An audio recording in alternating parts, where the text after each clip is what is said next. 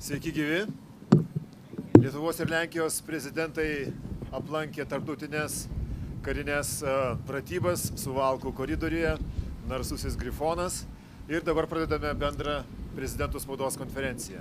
Iš pradžių išklausysime prezidentų pasisakymus, o tada bus laiko atsakymams į žurnalistų klausimus. Pradėti kviečiu Lietuvos Respublikos prezidentą Gitaną Nausėdą. Labą dieną, Jūsų ekscelencija, gerbiamas Lenkijos Respublikos prezidentė, mielas draugė Andžejus Duda. Tikrai smagu pasveikinti Jūs Lietuvoje tokia išskirtinė proga. Šis vizitas susijęs su mūsų bendromis pratybomis, kuriomis ketiname rengtis Suvalkų koridoriaus gynybai ir skiriame ypatingą dėmesį šiai strateginiai vietai. Tai tik tai dar kartą pademonstruoja, kokios artimos mūsų šalis, kokie artimi ir stiprus sąjungininkai mes esame ir kaip mūsų bendradarbiavimas įvairiose gyvenimo srityse vis labiau persikelia ir į karinio bendradarbiavimo sritį. Šiandien dalyvavome Brave Griffin 24 pratybose ir jos apima įvairias kariuomenės rūšis, taktinės pratybos, kuriomis numatyta ginti tam tikrą teritorijos ruožą ir kurios įvyko tikrai labai sklandžiai ir pademonstravo ne tik tai Lenkijos ir Lietuvos, bet taip pat ir kitų šalių, kitų sąjungininkų, Jungtinių Amerikos valstijų, Portugalijos pasirengimą dirbti kartu, sąveikauti ir siekti optimalių rezultatų. Dvišalio susitikimo metu tikrai su gerbiamu prezidentu turėjome galimybę kalbėti apie dabartinės aktualijas. Man buvo įdomu išgirsti neseno įvykusio vizito į Jungtinės Amerikos valstijas atgarsius ir, sakykime, jo vertinimus tam tikros situacijos. Taip pat labai svarbu buvo sužinoti Lenkijos prezidento nuomonę dėl Sakartvelo įvykių, kadangi praėjusiam dienomis turėjau kaip tik pokalbį telefoninį su Sakartvelo prezidente ponia Zurabišvili ir deja tie įvykiai, įstatymų pakeitimai, kurie ten yra numatomi, jie akivaizdžiai demonstruoja, kad mūsų artima šalis, Sakartvelas, neartėja, o tolsta nuo europinių idealų ir tikrai sudaro kliūčių toliau sklandžiai eiti eurointegracijos keliu. Todėl turime tai reaguoti.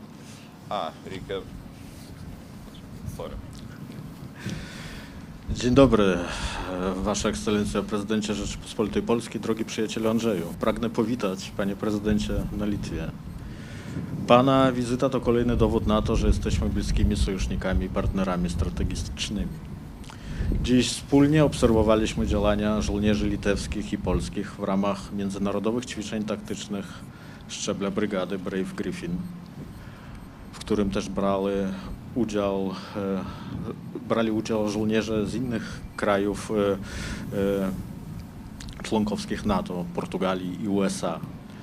Na dwustronnym spotkaniu omówiliśmy kwestię obronności bezpieczeństwa regionalnego, wzmocnienia relacji dwustronnych. Cele tych ćwiczeń są nie tylko militarne. Postawiono tu na umiejętność współdziałania, wzajemnej koordynacji podczas wspólnych działań wojskowych i operacji obronnych w korytarzu suwalskim, obszarze geograficznym ważnym dla NATO i całego regionu. Również podczas spotkania omówiliśmy trudną sytuację w Gruzji, dziejące się niedobre rzeczy, które zakłócają drogę Gruzji ku integracji europejskiej. Taip pat kalbėjome ir apie galimą mūsų bendradarbiavimą gynybos pramonės srityje. Žinome, kad mūsų pietinis kaimynas Lenkijos Respublika tikrai yra pavyzdys, kaip reikia atliepti toms geopolitinėms rizikoms, kurios kyla aplink mus. Ir jūsų pavyzdys 4% bendrojo vidaus produkto gynybos finansavimo yra tikrai įkvepiantis visiems mums. Nepaslaptis, kad Lietuvoje prasidėjo socialinė iniciatyva, kurią inicijavo verslo bendruomenė, siekti 4 procentų bendrojo vidaus produkto finansavimo. Ir šiuo metu Lietuvoje labai intensyviai diskutuojame apie tai, koks galėtų būti didesnio gynybos finansavimo finansinių šaltinių klausimo sprendimas.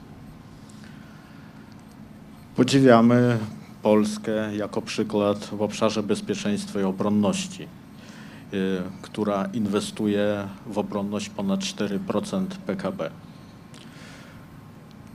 Podobna dyskusja wynikła również w społeczeństwie litewskim, inicjatywa rzędu 4% wydatków na obronność. Obecnie toczy się dyskusja nad źródłem pozyskania tych środków. Konkrečiai kalbėjome apie HIMARS sistemas, kadangi tiek Lietuva, tiek Lenkija ketina įsigyti šių sistemų, jau įsigijo, tačiau ketina ateityje įsigyti dar daugiau.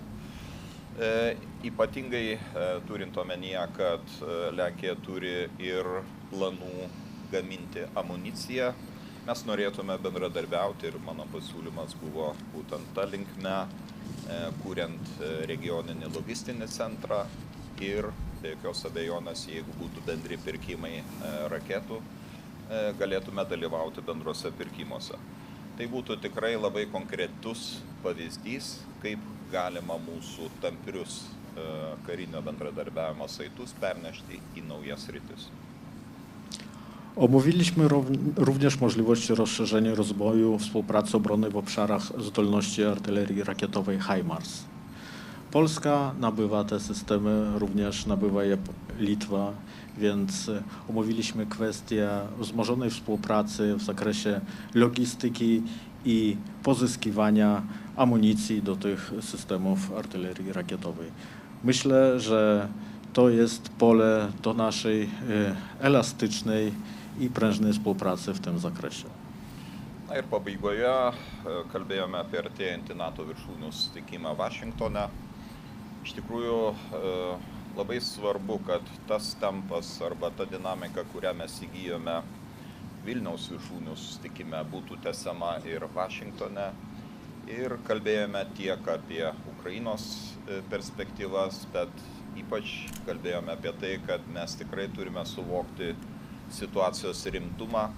Ir tie 2 procentai kaip grindis gynybos finansavimo, apie ką mes sutarėme Vilniaus viršūnių susitikime, kad tai jau iš esmės nebeatliepia šiandieninių mūsų ambicingų poreikių ir turėtume dar aktyviau ir energingiau raginti partnerius didinti krašto apsaugos finansavimą, nes tokios yra šiandien realios ir turint omenyje, kad Rusijos grėsmė yra ilgalaikė grėsmė, tiesiog nėra kito kelio, kaip tik tai stiprinti mūsų saugumą mūsų pačių pastangomis. Omówiliśmy również perspektywy szczytu NATO w Waszyngtonie i wdrażanie decyzji ze szczytu NATO spotkania na najwyższym szczeblu w Wilnie. Jesteśmy zgodni, że ów poziom zakreślony na poziomie 2% PKB jest w obecnych dynamicznych i skomplikowanych czasach niewystarczający, więc musimy działać wspólnie na rzecz przekonania partnerów w NATO do zwiększenia wydatków na obronność. Dar kartą dėkoju, gerbiamas prezidente, mielas Andžejau, už šį vizitą. Turbūt tai yra tikrai pavyzdiniai santykiai kaimininių valstybių, kuriais galime tik tai pasidžiaugti. Šiais laikais, kuomet yra priešų, strateginių priešų ir visokių kitokių varžovų, tokie puikūs, idealūs, netgi sakyčiau, gal skambės labai iššaukiančiai, tačiau sakyčiau, net idealūs santykiai ir tarp Lietuvos ir Lenkijos demonstruoja tikrai mūsų tautų artumą ir aš manau, kad mes dar neišnaudojame viso potencialo mūsų galimo bendradarbiavimo. Mes turime daug planų ir ekonominio bendradarbiavimo srityje ir laukiame Lenkijos bankų ateimo į Lietuvą. Žinau, kad diskusijos šiuo klausimu jau yra labai toli pažengusios. Tad ačiū Jums už šitą vizitą ir aš su nekantrumu laukiu mūsų kito kitos vizito stotelės. Kartu su prezidentu vyksime į Kauną, dalyvausime Europos idėjos konferencijoje ir kalbėsime apie šiandienos ir rytojaus Europą mūsų akademiniam jaunimui. Szanowny Panie Prezydencie, drogi przyjacielu Andrzeju, niezwykle się cieszę z tej wizyty tu, która demonstruje nasze wspaniale, wręcz idealne, być może to zabrzmi zbyt kontrowersyjnie, ale doskonale relacje między naszymi bratnimi narodami. Myślę, że wiele jeszcze kwestii mamy do omówienia, zarówno współpracy gospodarczej. Podejmowany jest temat przyjścia polskich banków na Litwę, ale to będzie okazja do kolejnych rozmów, które niebawem też będziemy mieli ku temu okazję w Wilnie, w Kownie na konferencji The Idea of Europe. Dėkojame. Dabar žodį tarti kviečiame Lenkijos Respublikos prezydenta Andrzej Duda. Ekscelencjo, wielce szanowny Panie Prezydencie, Szanowni Państwo, chcę bardzo podziękować przede wszystkim Panu Prezydentowi Gitanasowi Nausedzie za zaproszenie do Kowna i ćwiczenia po to, by móc razem być świadkami wspólnej służby i pracy naszych żołnierzy.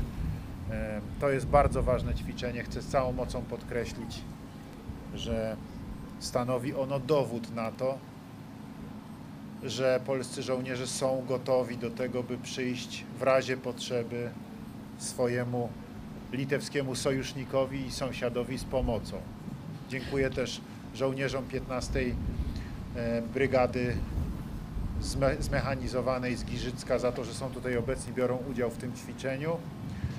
Proszę Państwa, to ćwiczenie Brave Griffin jest jak gdyby, można powiedzieć, w jakimś sensie kontynuacją ćwiczenia Dragon 24, w którym uczestniczyliśmy niedawno z Panem Prezydentem.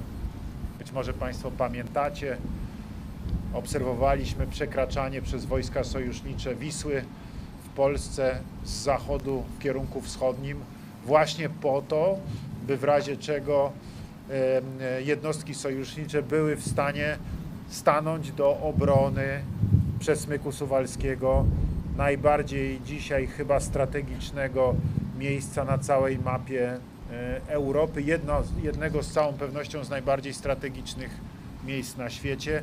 Miejsca, które dzisiaj niestety trzeba sobie powiedzieć jasno, jest w potencjalnym zagrożeniu. Od 2001 roku obserwujemy bowiem tutaj w tym obszarze hybrydowy atak ze strony reżimu białoruskiego zarówno na polską, jak również na litewską granicę.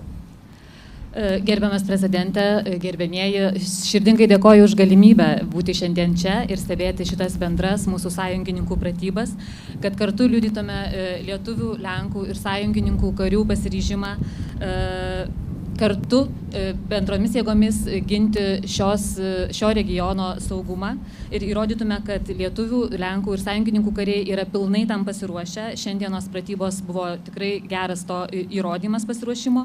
Labai džiaugiuosi, kad ir 15-oji mechanizuota brigada iš Gižicko čia dalyvavo ir taip pat pademonstravo puikius savo sugebėjimus veikti sinergijoje kartu su sąjungininkų kariais.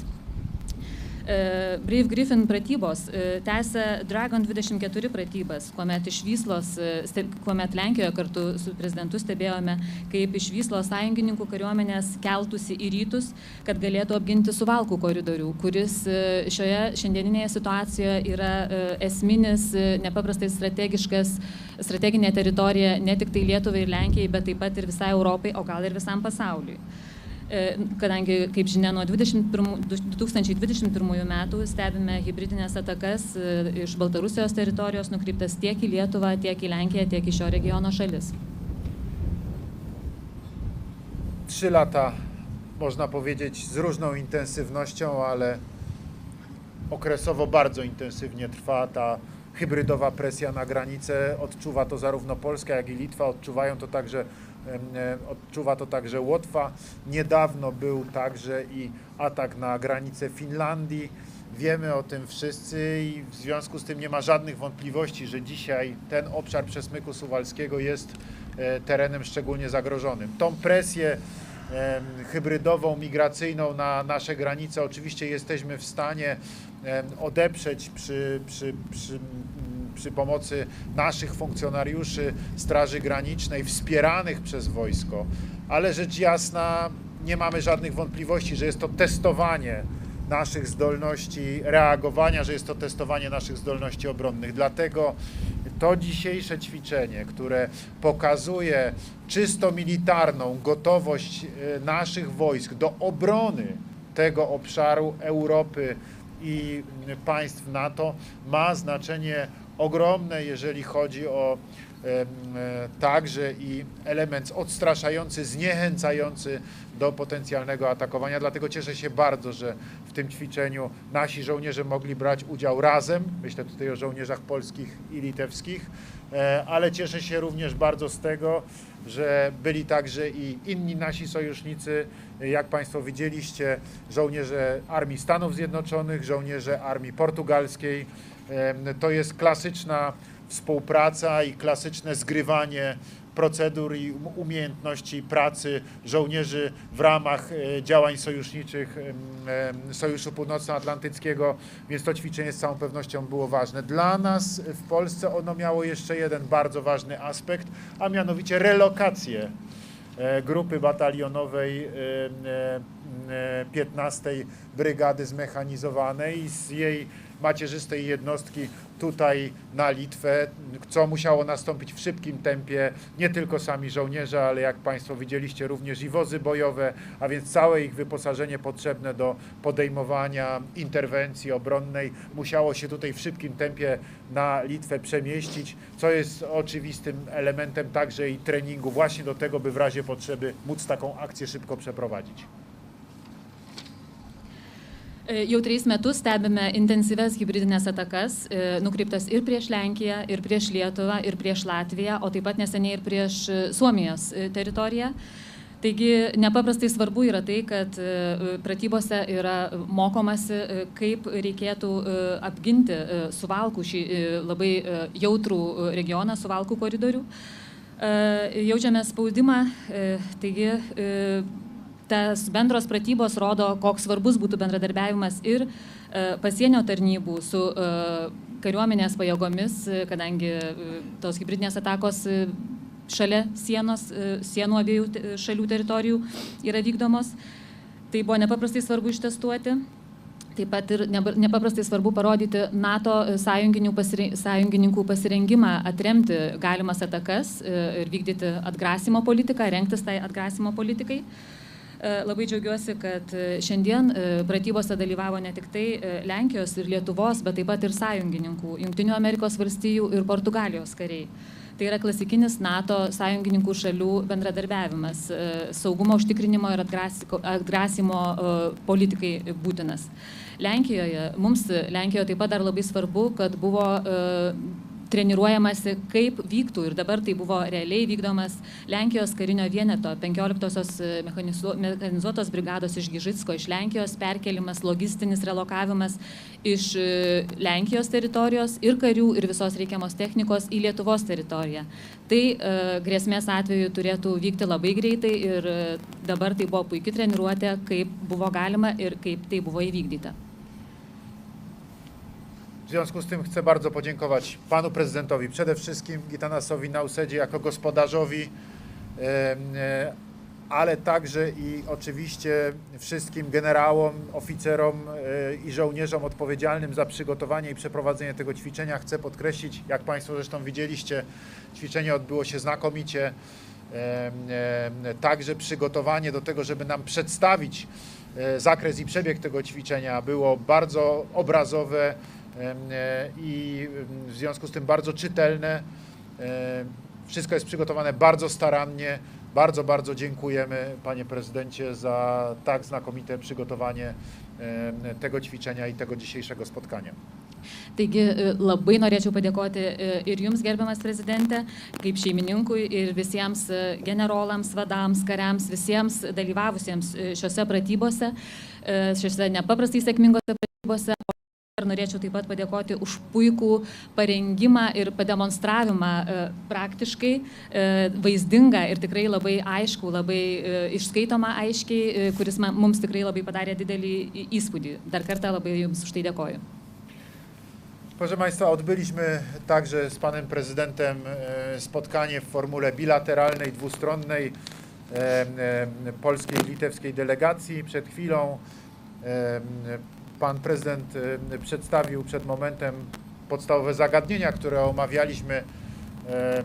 Ja dodam tylko, że również przedstawiłem Panu Prezydentowi przebieg rozmów, które prowadziłem w trakcie mojej ostatniej wizyty w Stanach Zjednoczonych i w Kanadzie, gdzie, jak Państwo wiecie, uczestniczyłem w zgromadzeniu Organizacji Narodów Zjednoczonych w sesji dotyczącej zrównoważonego rozwoju. Mówiłem zatem o zrównoważonym rozwoju również z punktu widzenia doświadczeń naszych tutaj w Trójmorzu. Rozmawiałem z sekretarzem generalnym Organizacji Narodów Zjednoczonych. Rozmawiałem również w Stanach Zjednoczonych na marginesie sesji dotyczącej zrównoważonego rozwoju z wicepremierem Jordanii na temat sytuacji na Bliskim Wschodzie, w strefie Gazy i rozmawiałem oczywiście również z panem prezydentem Donaldem Trumpem. Jak Państwo wiecie, miałem spotkanie i jednym z tematów, które w trakcie tego spotkania zostały poruszone, była kwestia Ukrainy, sytuacji na Ukrainie, dlatego że pan prezydent Donald Trump mnie o to pytał, więc przedstawiłem tę sytuację. Następnie byłem w Kanadzie i tam przede wszystkim spotkałem się z panem premierem Justinem Trudeau, z którym również rozmawialiśmy o kwestiach bezpieczeństwa, zbliżającego się szczytu NATO. Przebieg tych rozmów przedstawiłem panu prezydentowi. Taip pat turėjome galimybę dvišaliame susitikime prieš keletą minučių su gerbiamu prezidentu ir komanda aptarti esminius aktualius šiuo metu klausimus. Pagrindinius jau gerbiamas prezidentas paminėjo. Aš iš savo pusės norėčiau tik tai pasakyti, kad pristačiau neseniai vykusio savo vizito Jungtinėse Amerikos valstijose ir Kanadoje, kur dalyvavau Jungtinių tautų sesijoje skirtoje plėtrai bendradarbiavimo, taip pat mūsų atžvilgių ir Trijų jūrų iniciatyvos sėkmingai tampriai plėtrai svarbius klausimus.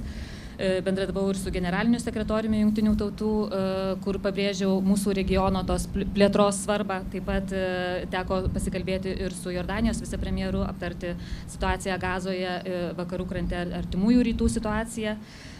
Taip pat nepaslaptis, kad susitikau ir su prezidentu ir galimu kandidatu į prezidentus Jungtinių Amerikos valstijų Donaldu Trumpu.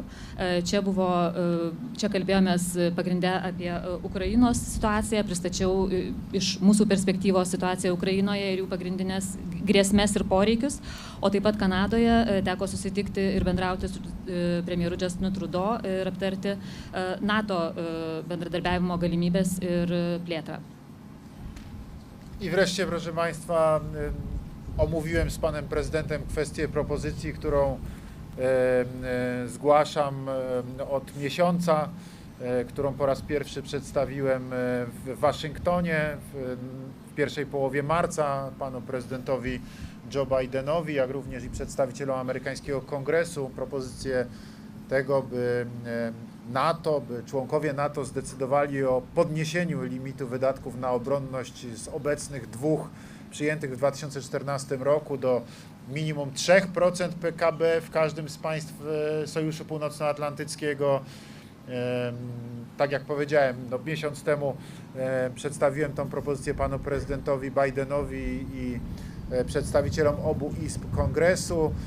Teraz w trakcie mojego pobytu w Kanadzie rozmawiałem na temat tej propozycji również z panem premierem Justinem Trudeau. Zresztą Kanada realizuje w tej chwili podwyższenie swoich wydatków militarnych, więc jest to pewna tendencja, którą można obserwować dzisiaj w wielu państwach NATO i chcę wyrazić satysfakcję, że ona taka jest.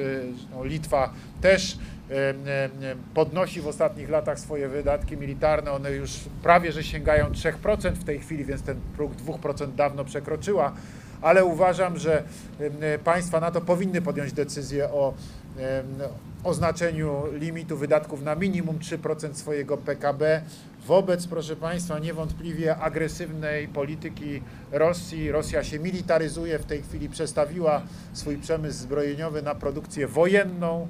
Wiemy to już znakomicie, będzie się prawdopodobnie zatem zbroiła nadal i uważam, że potrzebna jest adekwatna i zdecydowana odpowiedź ze strony państw NATO po to, by wzmocnić element odstraszania, po to, żebyśmy budowali nasz potencjał militarny nie w celu walki, tylko po to, by właśnie nie trzeba było walczyć, po to, by ten potencjał był wystarczający, by nikt się nie odważył nas zaatakować. Rosja przekonała się na Ukrainie, jak ogromna przepaść w sensie technicznym dzieli to, czym dysponuje Rosja, od tego, czym dysponują państwa Sojuszu Północnoatlantyckiego. Nie ma porównania dzisiaj pomiędzy rosyjską techniką wojskową, a techniką wojskową, którą dysponują państwa NATO. Jeżeli będziemy mieli tej infrastruktury wojskowej wystarczająco dużo i wystarczająco dużo żołnierzy, żeby było wiadomo, że jesteśmy w stanie odeprzeć każdy atak, to ten atak po prostu nie nastąpi, ponieważ nie będzie odwagi do jego przeprowadzenia wobec nas, bo zakończy się on klęską napastnika. W związku z powyższym musimy zmobilizować się i dokonać takich zakupów infrastruktury i takiego podwyższenia poziomu gotowości do obrony, aby to bezpieczeństwo nam wobec wzrastającego rosyjskiego imperializmu zapewnić. Stąd uważam, że tak jak to było w okresie zimnej wojny, kiedy szalał imperializm sowiecki, kiedy Rosja sowiecka groziła wojną, zbroiła się za żelazną kurtyną, tak jak wtedy państwa NATO wydawały 3% na obronność i do wojny nie doszło, tak uważam, że powinno być również i teraz, ponieważ rosyjski imperializm ponownie pokazuje swoją najgroźniejszą twarz. Przekonuję do tego dzisiaj naszych sojuszników. Rozmawiałem przed chwilą o tym z panem prezydentem Gitanasem Nausedą. Mam nadzieję, że będzie to temat, o którym będziemy dyskutowali na zbliżającym się szczycie NATO w Waszyngtonie. Gerbėmieji, dar kovą lankydamasis Vašingtone prezidentui Bidenui ir abiejų kongreso rūmų, abiejų atstovų rūmų nariams pristačiau pasiūlymą, kad NATO keltų NATO šalys keltų procentą skiriamą šalių gynybai bent iki 3% bendrojo vidaus produkto. Kanadoje irgi tą patį pasiūlymą pateikiau, kad proporcingai būtų didinamas procentas skiriamas gynybai. Tendencijos jau yra, kaip žinia, Lietuva jau skiria beveik 3%, tačiau kitos šalys tikrai dar nėra, kai kurios šalys NATO nėra pasiekę netgi 2%, o tai yra tikrai esminis momentas, nes Rusijos imperialistinės politikos akivaizdoje, kuomet Rusija akivaizdžiai ginkluojasi, stiprina ginklavimosi pramonę, tai yra išties būtina. Turime imtis atgrasimo politikos ne tam, kad kariautume, o tam, kad netektų kovoti. Rusija jau įsitikino NATO technikos, NATO šiuolaikinės ginkluotės gale, turėjo progą įsitikinti ir jeigu mes turėsime pakankamą infrastruktūrą, pakankamai technikos, pakankamai karių, tuomet labai gali būti, kad nebus ir puolimo, nes priešas tiesiog supras, kad neturi šansų. Turime mobilizuotis, turime taip, kaip kažkada buvo per šaltąjį karą, kuomet vakarų šalys skirdavo 3% šalies bendrojo vidaus produkto šalies gynybai, turime to siekti ir dabar. Ir tikiuosi, kad apie tai turėsiu galimybę dar kartą savo poziciją išsakyti ir būsimame NATO viršūnių susitikime Waszyngtonie.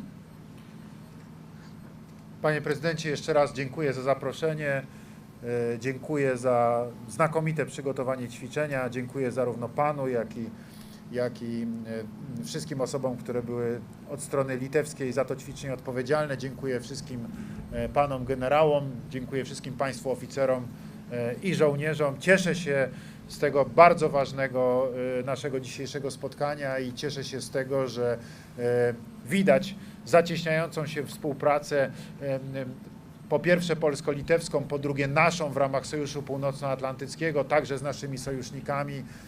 To szczególnie ważne w dzisiejszych trudnych czasach, kiedy ta gotowość jest nam niezbędna do tego, byśmy mogli zapewnić bezpieczeństwo naszym państwom i obywatelom. Dziękuję. Gerbiamas prezidente, gerbėmieji, dar kartą labai nuoširdžiai dėkoju už šias surinktas pratybas, dėkoju visiems dalyvavusiems Lietuvos pusėje ir vadovams, ir karinės vadovams, ir kariams, ir visiems, kurie už viską buvo atsakingi, už puikiai parengtas ir įvykdytas pratybas. Labai džiaugiuosi, kad tuo puikiu bendradarbiavimu ir vis tamprėjančiu bendradarbiavimu ne tik tai Lietuvos ir Lenkijos institucijų atitinkamų, bet ir NATO šalių, mūsų sąjungininkų šalių, nes tik taip galėsime užtikrinti tą bendrą mūsų saugumą. Dar kartą dėkoju. Dziękujemy. Dabar turime laiko porai klausimų. Pirmas klausimas portalui 15 min LT, prašom. Labą dieną, Dominyka Bukšaitytė. Mano klausimas abiem prezidentam. Dar prieš metus politiko sakė, kad Suvalkų koridorius yra viena pavojingiausių vietų Žemėje. Kas pasikeitė per tuos metus ir ar vis dar pavojingiausia vieta Žemėje? Ačiū. Na, aš nesimčiau... Pytanie, przepraszam. Pytanie do państwa. Kad iš tikrųjų Suvalkų koridorius yra viena pavojingiausių vietų Žemėje. Tačiau strategiškai, geografiškai tai yra vieta, į kurią turime kreipti padidinti dėmesį. Ir Suvalkų koridoriaus aspektas, veiksnys yra įtrauktas ir į NATO regioninius planus. Ir visi puikiai suprantame, kad šita sąsmauka, kuri yra tarp šiuo atveju Baltarusijos, vienos iš nedraugiškų šalių, ir Rusijos federacijos anklavo Kaliningrado srityje, iš tikrųjų strategiškai gali suponuoti mėginimą prasiveržti ir tuo pačiu atkirsti besiginančias NATO pajėgas čia Baltijos šalyse nuo likusios NATO teritorijos. Tačiau mūsų bendros pratybos, mūsų dėmesys Suvalkų koridoriui kaip tik ir yra pastangos, kad ši vietovė arba šis žemės ruožas taptų kiek galima saugesniu. Ir iš nesaugos aspekto jisai taptų saugumo aspektu. Ir aš manau, kad šiandien tikrai turėjome puikią progą įsitikinti, kad tas saveikumas arba koordinavimas veiksmų tarp skirtingų NATO sąjungininkų, jis ne tik tai yra, bet jis yra tikrai kokybiškas. Geriausias būdas įsitikinti, kaip veikia teorinės schemos arba teoriniai planai, yra patikrinti tai praktikoje. Ir aš nebejoju, gerbiamas prezidente, kad mes ir ateityje turėsime tokių pratybų, kurios bus skirtos vis naujiems aspektams. Bet vėlgi viso to prasme yra ne siekis kariauti, o atvirkščiai sudaryti tą atgrasimo sieną, pastatyti ją, apie kurią minėjo gerbiamas prezidentas, kad mūsų nedraugams nekiltų nė menkiausios pagundos testuoti mūsų gebėjimo gintis, mūsų kolektyvinės gynybos skėčio. Ir manau, kad tada tiesiog visi galėsime gyventi taikiai, kurti savo gerovę. Visa tai ir yra mūsų priorytetas. Pytanie portalu 15 min do obu prezydentów. Ponad rok temu wydawnictwo Politico określiło Przesmyk Suwalski mianem najniebezpieczniejszego miejsca na Ziemi. Czy tak nadal jest?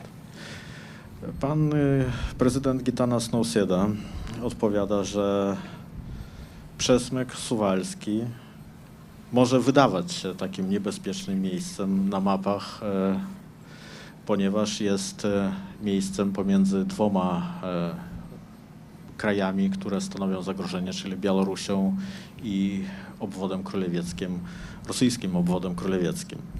Więc te mapy mogą wskazywać na takie zagrożenie. Takie zagrożenie też obejmują plany obrony regionalnej NATO.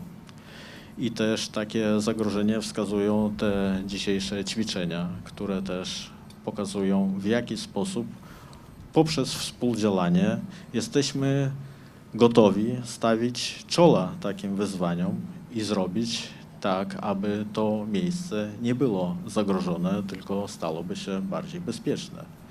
I myślę, panie prezydencie, tak jak rozmawialiśmy wcześniej, że to jest dopiero początek pięknej współpracy. Będą kolejne ćwiczenia, podczas których będą opracowywane i zostaną przećwiczone kolejne aspekty obronne. Proszę Państwa, odpowiadając na to pytanie, ja wątpię w to, żeby można było powiedzieć dzisiaj, że przesmyk suwalski jest najniebezpieczniejszym miejscem na ziemi, bo wydaje mi się, że zdecydowanie bardziej niebezpieczne miejsca są dzisiaj na Ukrainie i zdecydowanie bardziej niebezpieczne miejsca są dzisiaj na Bliskim Wschodzie, choćby w strefie Gazy. Więc nie jest na pewno najniebezpieczniejszym miejscem na ziemi, natomiast z całą pewnością jest miejscem, w którym występuje potencjalne zagrożenie.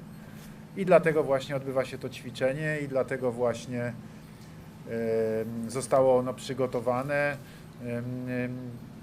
ponieważ bardzo ważną kwestią jest to, aby każdy potencjalny napastnik widział, że nasi żołnierze, nasi, mówię w sensie polscy, litewscy, ale również nasi w znaczeniu żołnierze Sojuszu Północnoatlantyckiego, są gotowi w każdej chwili sprawnie stanąć do obrony terytorium Sojuszu zgodnie z treścią artykułu 5 Traktatu Północnoatlantyckiego. I to jest dzisiaj kwestia najważniejsza.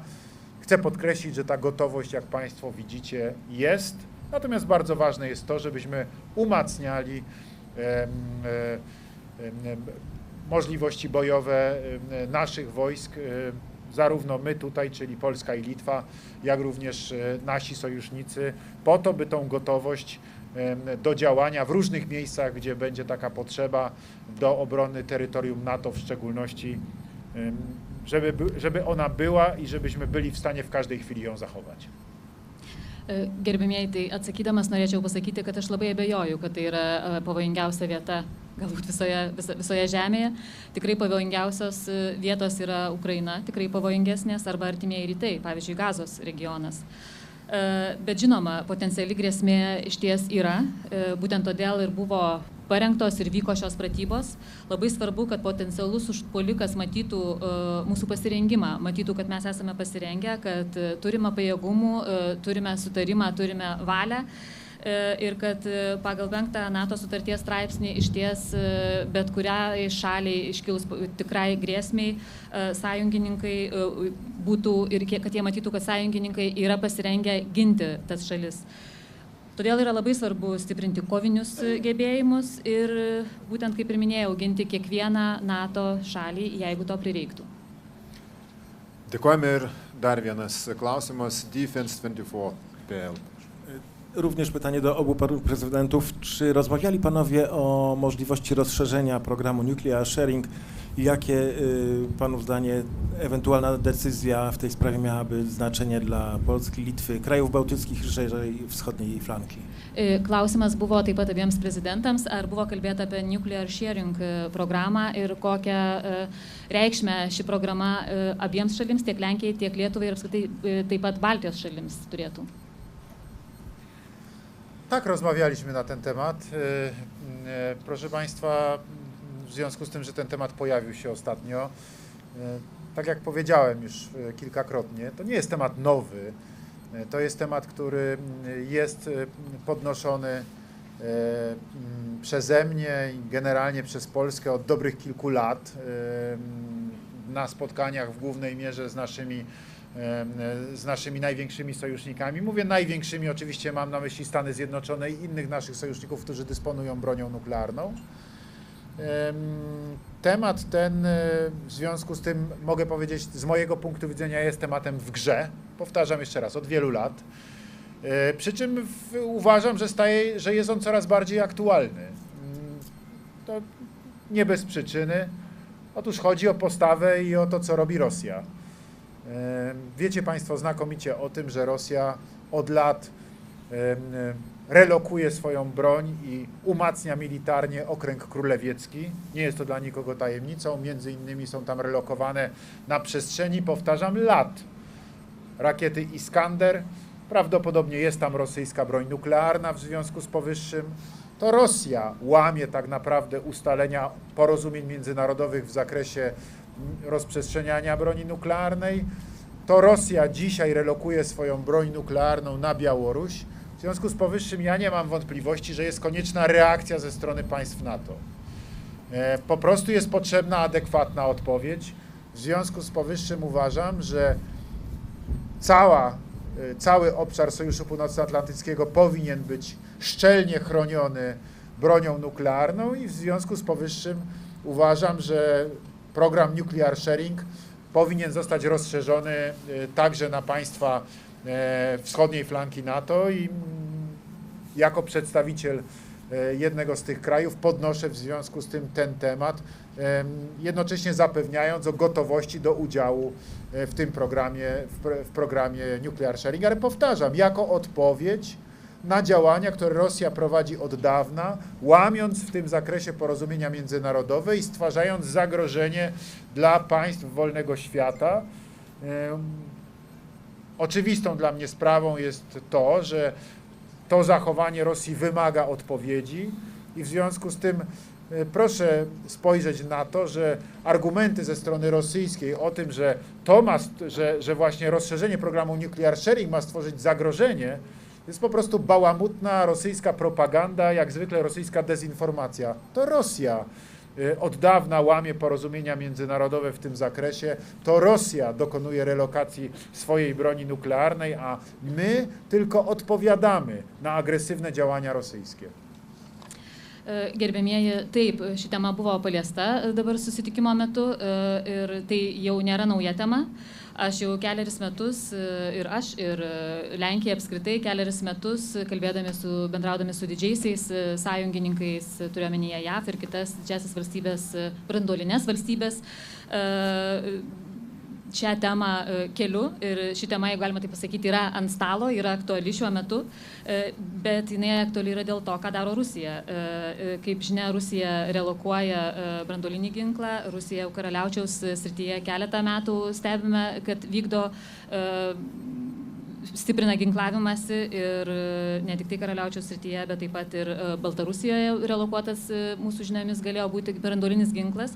Taigi, tai Rusija laužo tarptautinius susitarimus, tarptautinės sutartis dėl branduolinio ginklo ir mūsų šitas programa, ką besakytų Rusija, kad ši programa kelia grėsmę jiems, tai yra atvirkščiai, tai yra propaganda iš jų pusės, kadangi tai yra adekvatus, toks, koks turėtų būti atsakas, kadangi visa NATO teritorija mūsų supratimu ir įsitikinimu privalo būti ginama atitinkamai, adekvačiai, todėl į rytinį NATO flangą labai logiška, kad būtų relokuotas, perkeltas branduolinė sistema ir mes kaip viena iš šių šalių esame deklaravę savo pasirengimą priimti šį ginklą ir bet kokie Rusijos argumentai mūsų galva čia yra nieko verti, nes, kaip minėjau, būtent jie yra tie, kurie pažeidžia tarptautinius susitarimus, o mes tiesiog adekvačiai į tai reaguojame. Iš tikrųjų, mane šiek tiek nustebino, kad į šį Lenkijos Respublikos prezidento pareiškimą buvo sureaguota kaip į kažką pasakyta naujo. Aš puikiai pažįstu Andžejų ir žinau, kad jis šį klausimą kelia jau keletą metų. Pastaruoju metu įvyko tikrai dalykų, kurie mūsų kaiminystėje didina karinės galios buvimą ir konkrečiai taktinių branduolinių ginklų dislokavimas dėja šiandien yra realybė tiek Kaliningrado srityje, tiek ir mūsų žiniomis Baltarusijos teritorijoje. Todėl branduolinio ginklų dislokavimo idėja yra ne karo kurstymas, ne grėsmės Rusijai kėlimas, bet tai yra vėlgi tas pats atgrasimo sistemos elementas, kuris turėtų suvaidinti tikrai nemenką atgrasimo veiksnį ir jėgą. Dar vienas aspektas, kuris man atrodo svarbus. Mes nuolat kalbame apie tai, kad didieji sąjungininkai, pirmiausia Jungtinės Amerikos valstijos, turi išlaikyti dėmesį mūsų regionui ir ypatingai imtis tos lyderystės, kuri yra natūrali didžiausiam NATO sąjungininkui. Taip, kad branduolinių ginklų dislokavimo idėja ir šia prasme atliepia lūkesčius Europos saugumo Štai kodėl mes ne tik tai kalbėjome apie šį aspektą, bet ir pasidalinome mintimis dėl galimų šito aspekto implikacijų arba padarinių. Bet kuriuo atveju Rusijos propagandos malūnas sukasi ir natūralu, kad tokiais atvejais visada pasigirsta grasinimai iš jų pusės. Bet grasinimai matyt tik tai ir rodo, kad ši idėja tikrai yra reikšmingas atgrasimo veiksnys ir natūraliai nerwina Kremliaus polityków. Rzeczywiście byłem zaskoczony reakcją na ostatnie oświadczenia pana prezydenta Andrzeja Dudy, bo znamy się już od wielu lat i wiem, że kwestię broni jądrowej porusza już od dawna.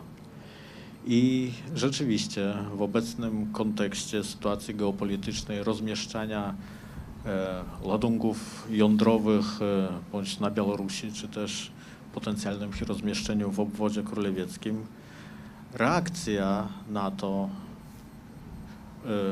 poprzez przesunięcie arsenalu jądrowego ku wschodniej flance NATO jest całkowicie zrozumiała. Nie jako czyn agresywny, tylko jako element właśnie elementu odstraszania. Uważam, że propaganda rosyjska wykorzysta każdą możliwość, żeby działać na własną korzyść, czyli poszerzania swojej propagandy, szerzenia propagandy, ale rzeczywiście ten aspekt, czyli uwaga wielkich sojuszników w NATO, uwaga na tę część Europy przekłada się na interesy bezpieczeństwa całej Europy. Dėkojame, spaudos konferencija baigta. Dziękujemy.